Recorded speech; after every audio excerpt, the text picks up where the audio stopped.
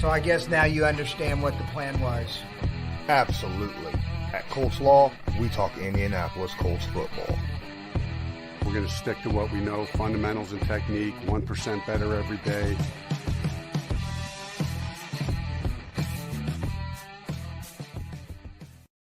What's going on, Colts Nation? I'm Lawrence Owen. With me as usual is my boy, Loyalist. What's going on? I want to say shout out to all of you that are already in here.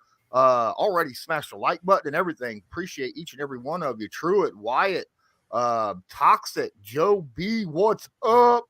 Hey, ain't seen or heard from any of you in a while. I apologize. I have a bad tooth, and talking when it's kind of chilly really brings in a lot of pain. So there'll be a time. So bear with me when I am dealing with it. So just let you know. I hope that everyone had a very happy Easter. How was your Easter there, Loyalist? Very physical, between getting things ready for the kids to hide their eggs and stuff, and then having to go back and find all of them afterwards that got left behind. Brandon Wood, Zach Erlinson, and Malicious in the chat as well. Appreciate each and every one of you. We got everybody in here talking. What's going on? All right, so the Indianapolis Colts and Chris Ballard has been very busy during free agency. Now, it didn't seem like he was going to be that busy at first, as other than releasing people or trading them away, but once he got his quarterback, he started to pick up a little bit and started getting some of the guys who were also patient being free agents. We ended up getting a quarterback. We ended up getting a cornerback. But the big thing is a lot of fans and analysts believe that, you know what, the defense is rounded. It is done. Okay. And the Colts right now, they've got their quarterback. They got their running back. They got run blocking. But there's a position that a lot of people believe is a very big need. What's up with the super sticker? Appreciate you, Vapor Vice. Thank you so much. $5. Sarah's in here as well. Guys, everyone talks about we need wide receivers for Matt Ryan. Chris Ballard, at the beginning of the season or beginning of the offseason, said, hey, I really like our wide receiver group. I think it's incredibly talented. Loyalist, do we dig into that too much, or do you think maybe that was a little bit of do you think he honestly believes that, but is still going to go and try to get some talent, or do you think that he's honest with that?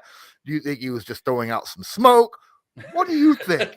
Well, I think it's a little bit of both. He feels good about the guys, but he's also sat there and said that, he realizes that he can't count on the Paris Campbells and stuff. So he acknowledges that there is some productivity lacking. As far as you sit there and you look at free agency, barring, Jarvis Landry. There's not even really, Odell Beckham Jr. is available, but he's probably not going to make it until the second half or later in the season. Jarvis Landry, if he's waiting around for that big bag, well, like you said earlier, Stephon Gilmore got a big chunk of that cap space that we had tied up. So quite honestly, aside from maybe, I'm not so sure that they're not going to bring back Ty on an expensive 1-year deal type thing. But I really don't see a lot from the free agency. I see Ballard mostly digging into the draft. Now this isn't looking at trade possibilities, because I'll be honest, I never know, about the trades, who's available, who's really not available type stuff. So, as far as free agency or draft, I think now that we're pretty much to the point of we're going to get some young talent at the draft, one, maybe two pieces at the wide receiver, I think. I think that wide receiver is a position of need. I think we have talent. Mm-hmm. It's just unproven. And when I say unproven, I mean they're all young. We only have two guys that are not currently on their rookie contracts, and one of them was on the practice squad the majority of the year last year. And the other is a guy that we picked up from the Texans last season. So, and then a lot of our guys are not just young, but have had issues with injuries that we've spoken about a lot. A lot of people have a lot of faith in specific wide receivers that just ain't been able to stay on the field.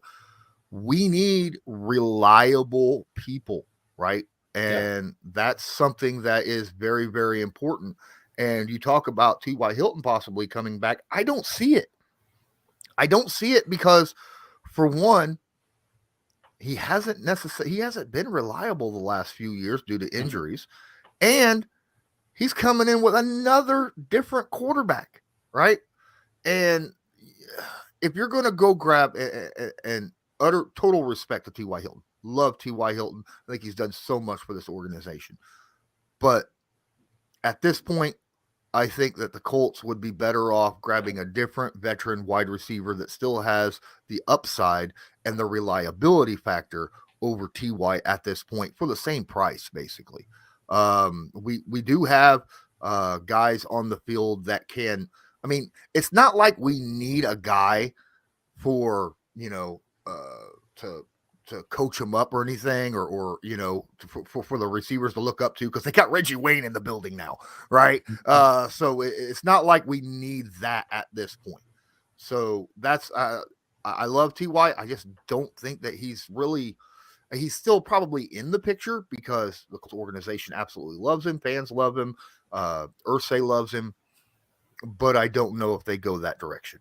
Yeah, and I want to pull up this because I think this is a very good point by Trace, is that, we're not going to sign any more wide receivers until after the draft, see, because like Trace says, this draft is very deep at that spot, and let's just wait and see if we can get one of these guys, to fill that void and stuff. And I know it's another young, unproven talent, but there again, it fits much better with this team and where their youth movement's going in on the offensive side. Yeah. Yep. So Zach Erlinson said that Ash Newland just took his deal right there. That's also something I expected. I think we all kind of expected that. And Shrayless does make a good point. But also there's a situation where I think receivers and teams have a decent idea right now of who's good fits for where, due to visits and things of that nature. So he may be right that there might not be a trigger pulled before the draft, but I think that it could happen immediately after the draft. Kind of similar to what we saw with the Eric Fisher signing last year. When the Colts did not grab an offensive tackle in the first 6 rounds, but they already knew and had an idea on Eric Fisher. They already, kind of spoken. So that could be a situation. I would not be surprised. Here's something that has me, I got a feeling that last signing we had is very severely front loaded, because we had $20-some million, and I feel like Gilly probably won a little money now. So I feel like that's probably, cut a lot of the current cap. Mm-hmm. Keep an eye on the salary on renegotiations of contracts. Okay. Mm-hmm. That will be a huge point on whether Ballard and a wide receiver might be looking to lock a deal down soon. Because if someone renegotiates a contract soon, in the before the draft, that tells me that he's preparing just in case he needs to sign someone immediately after the draft. Yeah. So that's what I would be keeping an eye on. When you look through the list of free agency wide receivers and stuff, is there any that you see, hey, I wouldn't mind kicking the tires on? Yeah. There's obviously guys out there that I wouldn't mind. But some of them, I think, I wouldn't want to drop too much money on. Mm-hmm. Okay. Julio's had injury issues the last couple seasons, but he's got the rapport with Matt Ryan. But I wouldn't want to see a big, huge chunk out of that. I wouldn't want Julio for more than 8 a year, just because of his injury history the last couple years.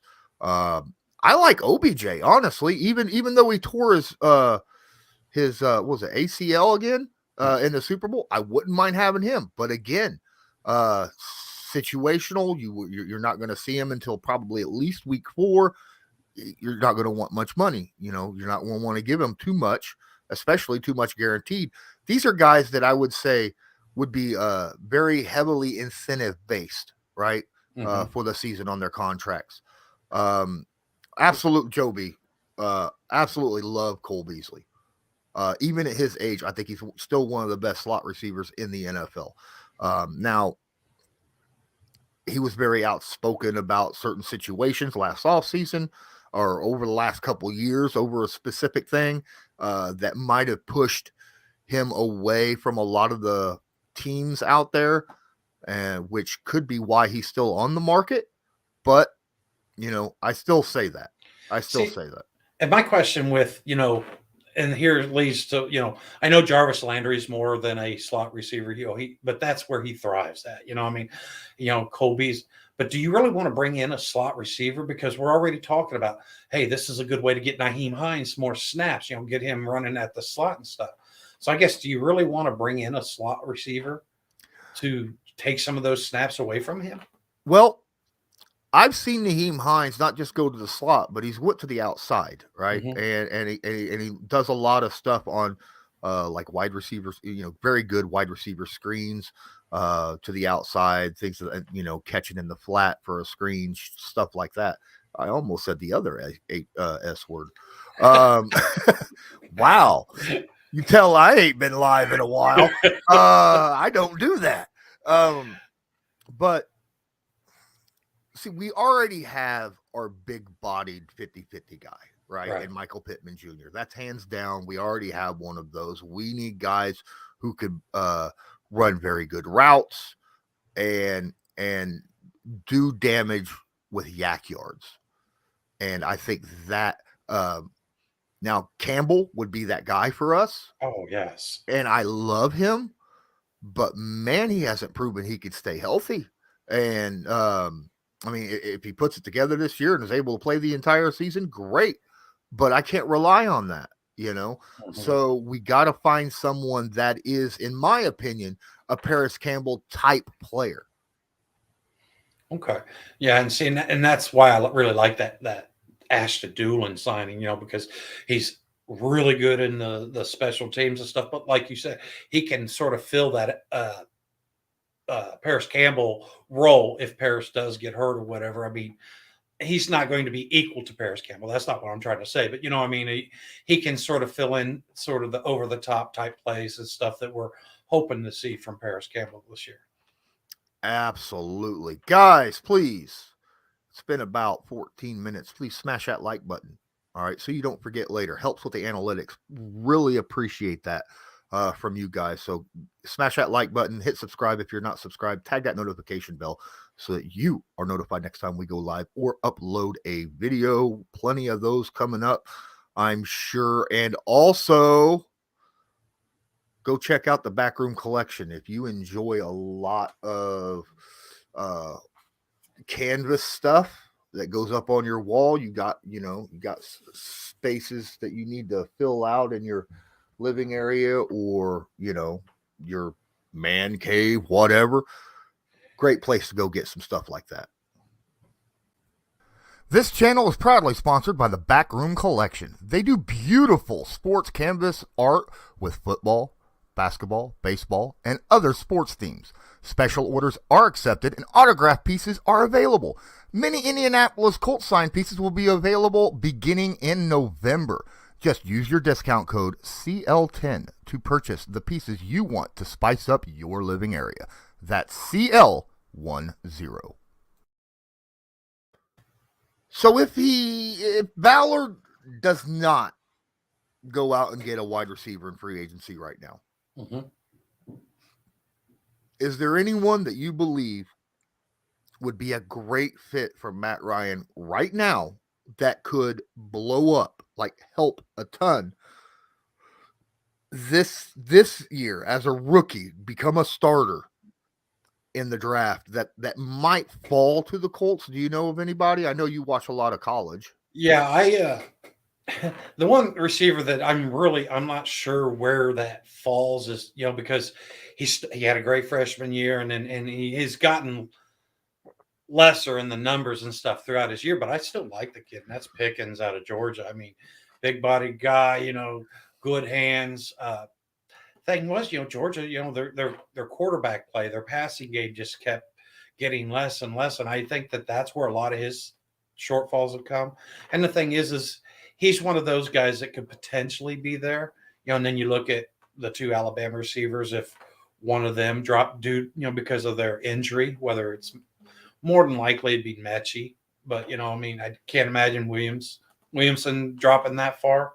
But if Mechie was there, do you take a guy like that with the understanding that, you may not have him, you can have him in the playbook and stuff, but you may not have him on the field, week one, but maybe, after the first quarter of the season's over. Well, I honestly, I haven't really gotten to be able to get into college very much. I'm kind of asking you. I'm asking a lot of guys that are in, like Brandon down here. He absolutely, yeah, he's big into college. He knows a lot about college. I know a lot of you know a lot about college. I haven't been able to get into college because, to be fair, generally I do that during free agency, but free agency has been so busy as of late that I haven't really had a time to watch a lot of college games. Yeah. So, kind of hurts me in that situation. I apologize for that. I'll tell you what, the great thing that I've seen from this draft, and this really hits Ballard's sweet spot, is it's sort of like Baskin Robbins, 31 flavors, because this draft has such a wide collection of different style of receivers. You got Dotson out of Penn State, who's an extraordinarily good route runner. Mechie, that's why I like Mechie also. I think that these are guys that could create that separation just with their route running ability. And then, like you said, 6'4", 6'5", you got these guys that are just, making that 40-yard dash look like a joke nowadays. So this draft is definitely, and I imagine the foreseeable future in drafts, the wide receiver, because of the way the college ball is, you're going to be able to find any sort of receiver, just whatever it is you're looking for.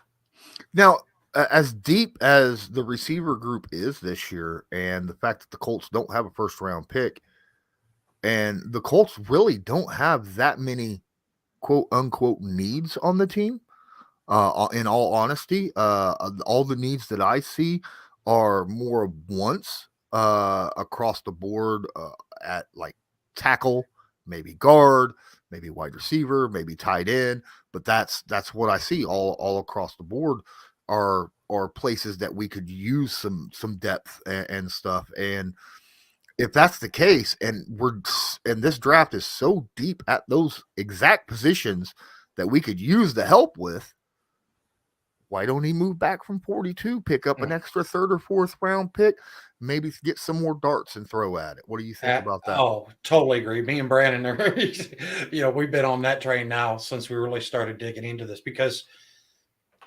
outside of a few guys that are clearly going to be gone early in the first, with the Olaves and these type of wide receivers and stuff, you get down into the second and third round, and I would agree. I would argue that you could probably get the same receiver possibly in the mid second that you can get early in the third. And like you said, if you sit there and drop down and then give Ballard that proverbial darts at the board, then maybe you can pick up two wide receivers. I'm not saying back to back, but maybe you can pick one up in the late in the second, and then maybe also in the fifth that has a characteristic that you like or something. No, that's what I'm hoping for. Yes. And also, again, we have two tight ends. Another situation that I feel like we could fill a little bit in. Sarah Small was talking about that, and I agree. I don't think it's as big of a need as what a lot of people say. It's just, well, Granson has not proven himself yet. Mhm. And Mo Alley Cox is very good at blocking and has yet to find that connection outside of Phillip Rivers, right? Yeah. As a receiving tight end. So we're waiting to see how that works out.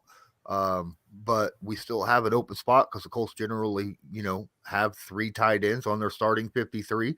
So, taking a shot on somebody in the draft this year is something that could really help out a ton as well. And then of course, I, I feel like the Colts find interior linemen on the offensive line very easily. They're very good at it. Okay. Yeah. I know that we lost a lot of depth during free agency, but I feel like the Colts will turn over that very well. We've had issues at the left tackle. Mhm. And I'm not completely sold on Pryor. So if that's a situation that he grabs, in the second round on a tackle, then that's going to push that wide receiver slot back even further. And does would you say, would you prioritize wide receiver over tackle or tackle over wide receiver? See, and for me, this is a BPA, and I know that's a cop out, but I quite honestly, if from what Brandon and I have gone through, and with all, I mean, we've done like 7 or 8 of these mock drafts and stuff, and if things work out, there might be, arguably one of those left tackle because there's only a few of them. You know what I mean? There's really only a few of these tackles that you look at and say, oh, that dude's a left tackle. A lot of them you see that they're right tackle or right guard type, swing tackle type of situations. But there are a few. So if they were to drop, I'd say yes. If Ballard is sold on that guy, absolutely. But there again, if it comes to a wide receiver, then I'm going to try to trade down because more than likely, if there's one wide receiver at that spot, there's probably going to be at least 2 or 3 more that can also fill that void. But like you said, if that left tackle is there in the second round, if somebody has dropped uncharacteristically, or if maybe there's somebody that Ballard and the staff is just really high on that, I mean, he may be from a HBC or from a division, lower class. So I guess what I'm saying is, if there's a tackle there, I would push for that position first because there is so many wide receivers. But I would still let that be a BPA decision because, quite honestly, that's what Ballard seems to do most of the time. Yeah, absolutely. And you also got to remember throughout the NFL right now, the last few seasons, wide receivers, star wide receivers, have not just been first round picks. They've been second and third, fourth round picks. Mhm. They just been so deep. And you just got to find the guy that's right for your quarterback Yeah. and scheme. And I think that, at times you can find that perfect wide receiver later on, Yeah. whether it's late day 2 or even early day 3, Yeah.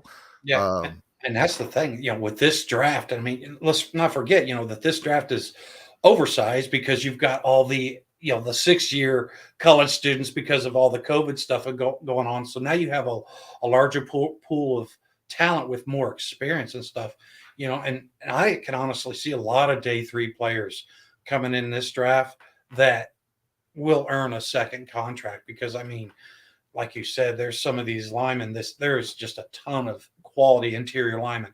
They don't always fit the bill, the complete picture. They're not all Quentin Nelson, I guess is what I'm saying. But I mean, they have characteristics or things that you can sit there and look and go, oh, I really want this guy for that particular reason or this particular reason, and then help him fit in and help build him, like you said, into the player that you want him to be. absolutely. I mean, we can go back in time, right? And all the way back to the Peyton Manning days when we talked about wide receivers. Everyone here remembers Brandon Stokely, right? Oh yeah. He was a fourth round pick, and he didn't make a name for himself till he came to the Colts with the right quarterback and the right scheme for him, and then bam, blew up. Right? Ended up having 1,000 yards, 10 touchdown season. That was pretty impressive. Guys, real quick, I just want to say, hey, if you want to help our channel out, feel free to use the link in the description for the tip jar. That would be freaking awesome. Appreciate each and every one of you. But if you can't do that, smashing that like button and hitting subscribe helps out a ton. And we're also on Newsbreak. Everyone who clicks the link in the description, downloads it, gives us a follow, puts money directly into our pockets. Thank you so much. This video is sponsored by Newsbreak. Newsbreak is an app used over 1.5 billion times a month by people just like you to get local news via articles or videos by those who are focused on that specific area. People like myself. Just use the link in the description of this video to download it. Then search a city, state, or someone specific, like myself, Colts Law. Then make sure to follow them so you'll get all the news fresh as it comes out. And I specifically put that out. And then just like that, bam, Hermit Crabbit drops $5 into the tip jar. Appreciate you, my guy. Thank you so much. As you see, Vapor Ice all the way up there underneath of him 24 minutes ago. Drop that $5 super sticker. Appreciate that as well. But hey, Hermit, you generally say something when you do that. That's kind of odd that you didn't this time. But hey, I appreciate the $5. We thank you. Thank you. All right. I think we have reached that point in time where Murphy's Law, Paris Campbell's going to get hurt at some point, right? Balls out, 80 reception year. What then? Oh my goodness. Extended. He's extended. Yeah. If he has an 80 reception year, he has over 1,000, probably 1,400 yards. I mean, dude is a yak yard guy, right? At least that's what I see from him.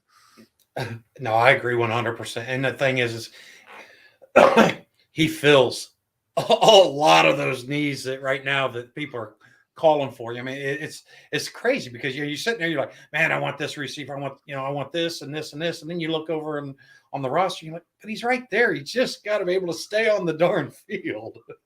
Right. We're going to get into the comments, man. You guys want to talk about something? We're about a half an hour in. It's that time where we are going to interact with you, answer questions, comments, things like that. If you want to make sure that your question or comment is definitely brought up, use the tip jar. We'd appreciate it. Shreyless was talking about Brandon Stokely said he was also benched by Peyton because he made a one-handed catch. Yeah. He made the catch and the play, but Peyton was like, no. You use two hands. Go sit down. Go to the bench. And then, the coach is like, get back in there. And he's like, I can't. Peyton benched me. Yeah. But to that point, I think that is the great piece of what we're getting with some of these new coaches that we're bringing in, the Reggie Waynes and the Cato Juniors, because they can sit there and implement that culture now on the practice field again. Get to where, okay, yeah, you may have dropped the ball. No, I mean, like I remember hearing how they've gone X amount of practices and the ball's never touched the ground and stuff. You just don't hear any of that type of mentality. You know what I mean? Whenever you hear them talking about practice and stuff, it's so I like some of these coaches to hopefully reinvigorate that expertise type of mentality.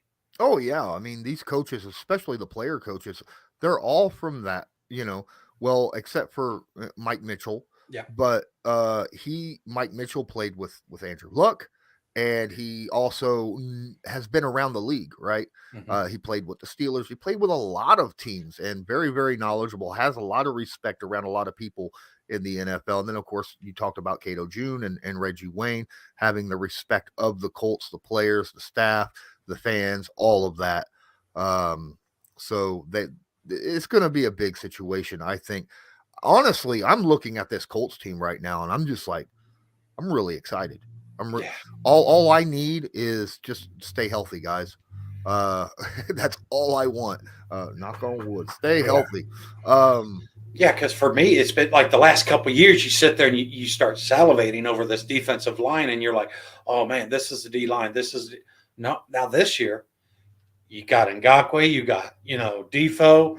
I mean, now you're starting to say, not only is this the line, but this is the entire defensive side of the ball that we've been wanting. I mean, as long as Stephon Gilmore can come in and play. I mean, he doesn't have to be that lockdown corner. Just play good corner. Sit there and use that mentality. I don't know if you got to hear his interview, but he kept talking about how he really studies the offense, and it just brought me flashbacks of Peyton Manning, and always talking about how well he understood what the defense was trying to do and stuff. And to sit there and hear that Gilmore treats the offense, what I'm saying, basically reverses it for our defense. Mm-hmm. And if he can teach that to Kenny Moore and Julian Blackman in that secondary room, holy smokes, let's go. Oh, I would love to see that situation pan out. I'm still curious as to who's going to end up being the other outside starter when we're in nickel packages. Is it going to be Brandon Payson, or is it going to be blah blah? My brain stopped. No. Kenny Moore would be in the slot.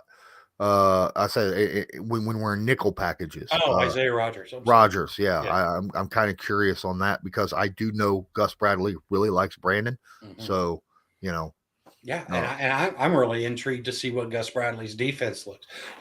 With Stephon Gilmore, does he shadow receivers? I mean, Colts haven't had that maybe ever. Where even Vontae Davis, which was arguably one of the better corners that we've had on this roster over, a high performance level, but he even stayed on his side of the field. So, how much man, how much, single high. This defense, it's got a lot of questions, but it's not like last year. It's not questions of, will this guy perform? Will this guy? No, now it's just like, what's it all going to look like? What are they in the lab building up in there? That's what I want to know. Absolutely. Joe, what's up? Says, should our special teams be as good as last year again? Now, we've lost some special teams guys, mainly all pro special teams, George Odom, but Ballard went out and immediately went out and got guys who play very good on special teams. I still expect that 100%. We still have our core guys offensively, our long snap, our Pro Bowl long snapper, our Pro Bowl punter, and our kickers are still our kickers. We always have good kickers. Has always been that way. This has been a special teams good special teams team since Reich and Ballard's been here, so I don't see it really changing up too much. What are your thoughts? No, I agree completely because like you said, you got Brandon Faison, who's had a lot of special teams. You got Armani Watts. I mean, that's pretty much what he does. Brandon King, once again, the guy's had 2 defensive snaps. The rest has been special teams. I mean, I would argue that this special teams with bringing back Ashton Doolin, and you still got EJ Speed in there, which is, I love that guy on special teams. I would argue that my expectations, at least this year, are equal to better than what we had last year. Okay. Colts Nation for life. What up? Appreciate you dropping a comment. Says, do you think we can win the first game of the season? I'm going to double up on that and say I hope the first game of the season is in Jacksonville, okay? Just get the whole stupid thing out of the way. Matt Ryan is 4-0 against Jacksonville. Let's get it done. I love that. Turn the monkey into a gorilla and just, like you said, get all of it off your back in one shot. Yeah, absolutely. I would, and if that happened, if Matt Ryan beat Jacksonville in Jacksonville during week 1 this year, holy crap, he would be crowned the king of the Colts right away, and his poster would be plastered on the side of the bank building and everywhere else in Indy. Heck, he may even get put in the Ring of Honor before he ever retires. Right. If we can just get some of this early season mojo going. I did say something about, hey, drop questions. We spent the first half hour talking about that, Kurt. So acquire one. That's what I'm going to say.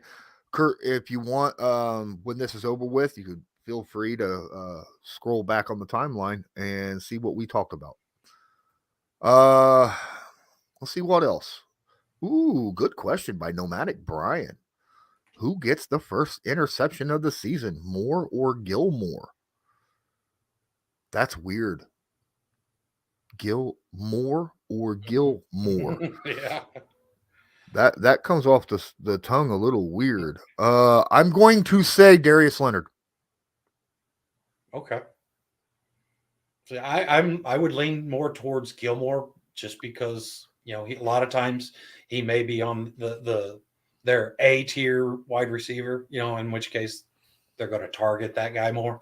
So, but I think because of how good Gilmore is, teams are going to try to throw away from him, which means they're going to throw towards the middle of the field, and Darius can pick balls off occasionally. absolutely. So that's who I'm hoping for. Gotta get back in this because we got another donation. What up? TJ Joe drops $5 in the super chat. Appreciate you very much. He says, I hate my job. I'm sorry, man. I love my job. That's just sit here and talk football with you guys. So I hope everything works out good for you later on. I'm sorry. Let's get back into our show here. But I appreciate the donation. Thank you so much. But if I had to say between Moore or Gilmore, I'll probably give it to Gilmore. Because Kenny Moore is more of a swat down guy than a grab guy, and Gilmore likes to jump routes for the interceptions. So I think Moore will get more PDs, pass defenses, where he knocks the ball out. Mm-hmm. But I think Gilmore might end up with more picks. Let's get on through anything in here that you would like to bring up from the chat. Let's see here.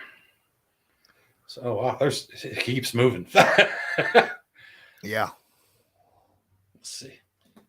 Okay, I'm going to address this because Pickens has bust written all over him coming off of a serious knee injury, also his second bad knee injury.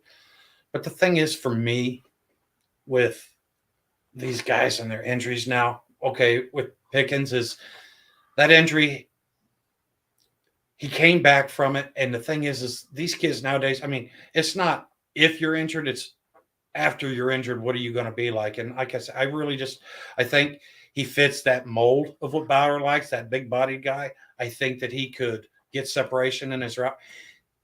I guess what I'm trying to say is you sit there and you take what his aspect of his games are. And I feel like they're again sitting at that 42nd pick. If he's there, I think I'm going to be ecstatic that he's there and give that kid a shot. Okay. Kurt, no, I'm not hiring. I'm sorry. I got lots of people that I work with that helped me out already. As a matter of fact, I just had, like I was talking with Loyalist before we came on, I just had Eric Weinberger, the former CEO of NFL Network, email me, and we talked for a little while, and he's going to try to help me get some more interviews and stuff like that. So that's because apparently he loves my show, which is awesome. All right. But we'll see how that works out as well. I'm expecting a lot of good content to come up here within the next month or so. I know we're going to have good content right after the draft, but we're looking for something maybe a little bit before, man. I seen this one. I thought, oh, we're gonna have to ban somebody, but then I seen that last word. I'm like, oh, okay, well, never mind. Well, because somebody already said that we should trade him for a left tackle and a wide receiver. That was way back here. Hold on. I'm scrolling up. I'm sorry. But yeah, I mean, I love me some Q. I'm still, first off, he's got to sign with the Colts so I can get my first jersey. I'm 50 years old, never bought a jersey. This is a guy's jersey I waited for. I mean, that's even through Robert Mathis and Peyton Manning. So, yeah. Driggs, there it is. Driggs said trade Big Q for a left tackle and a wide receiver. And then there was a lot of no, let's like Frosty, let's not talk about that. And then your Zach said that, and then he come back later and was like, okay, then we're going to pay him $20 million, and quarter of our line will get and it depends. I get what you're saying,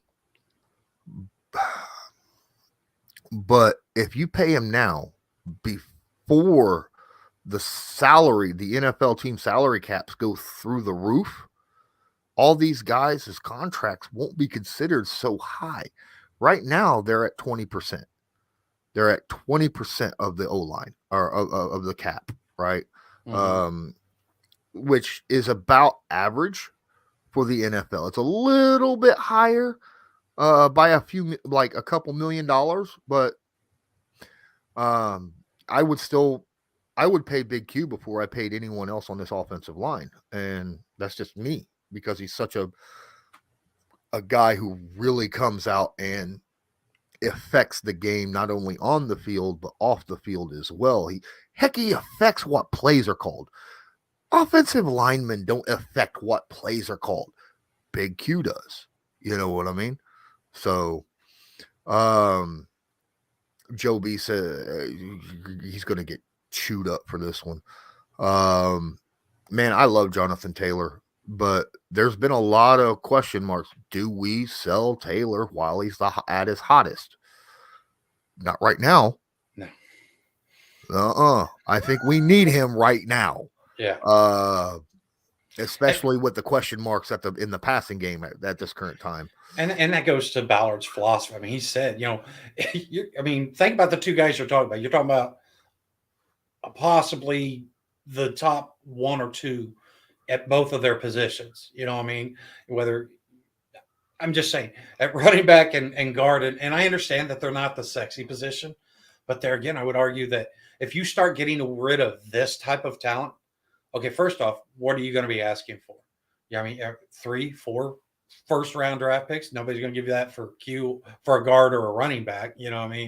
So to me, it just sets the wrong precedence. It sets the wrong mentality. Okay, this guy overperformed. Now what do you got to do? You want to have a team full of players that are like, I want to do good, just not good enough. Not too good. All right, so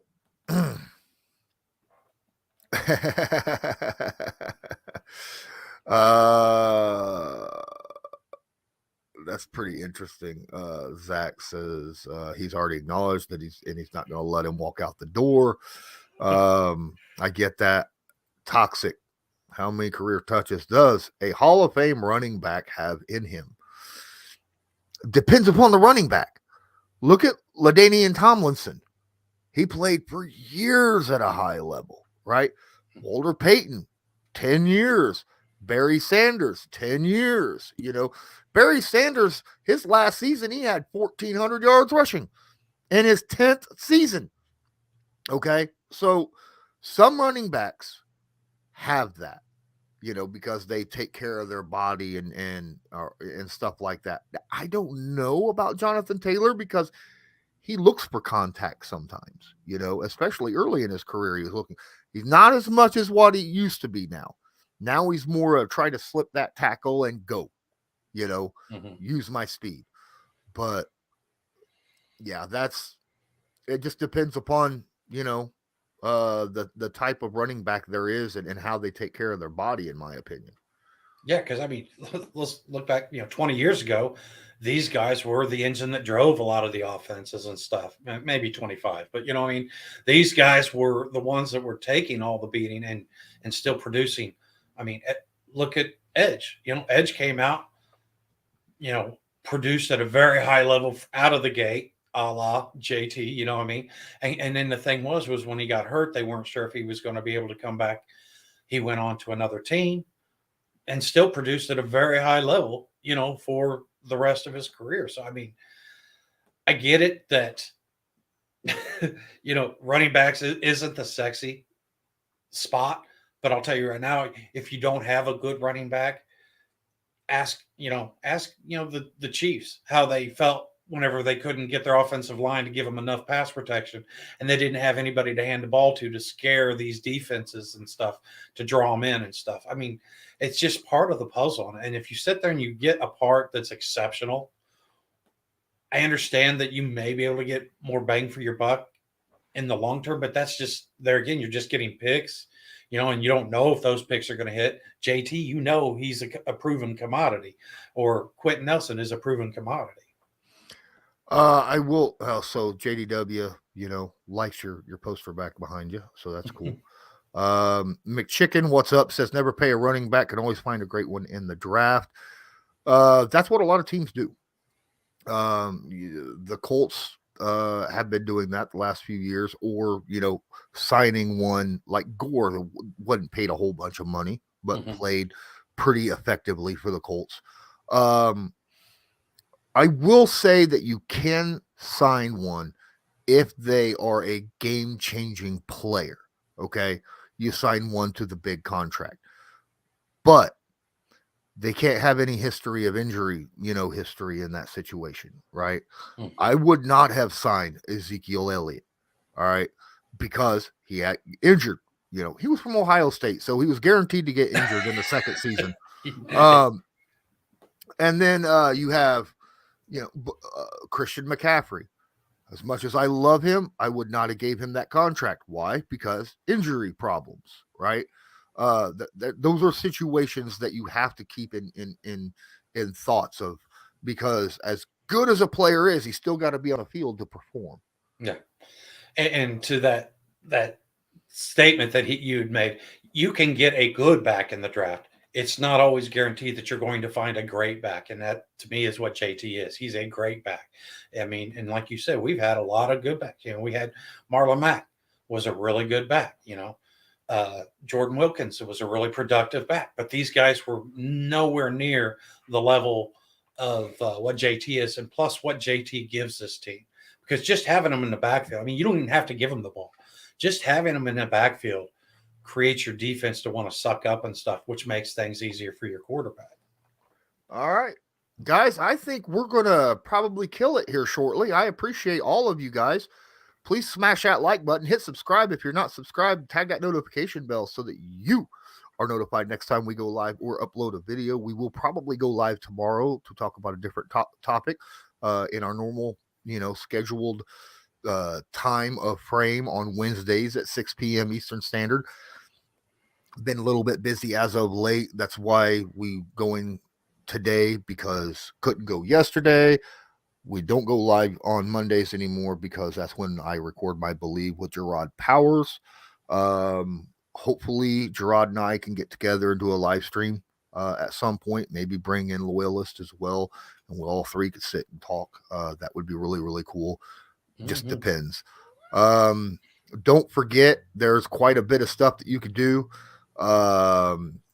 Also, if you like merch, do Colts Law merch. Very, very awesome stuff, man. We got a lot of good, high quality stuff. Looks good, very comfortable, and at a decent price. Make sure to check out the Colts Law merch shop. The link is in the description of this video. There are a ton of high quality, reasonably priced items there that you can choose from. And all you got to do is just click one button and you can go and check out all these great merchandise items.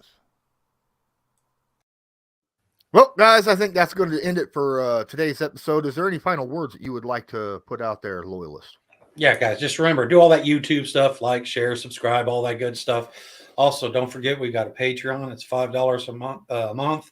You get access to the behind the scenes and everything else. And we got a Discord, which, if you have any questions about the draft, you can hit up Brandon Woods and he can answer a gazillion questions for you, or a lot of other people that come in and that's their forte.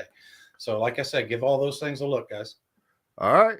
And until next time, I'm Lawrence Owen. That is Colts Loyalist. And as usual, have a good one.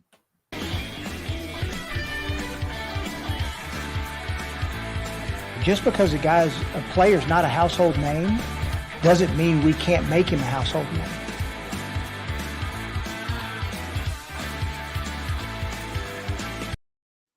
Oh my God, they have this back. They have Red Mountain Dew back, guys. It's been gone for like 2 years. Wow. I'm excited. It's my favorite soft drink. I'm sorry. Nothing Colts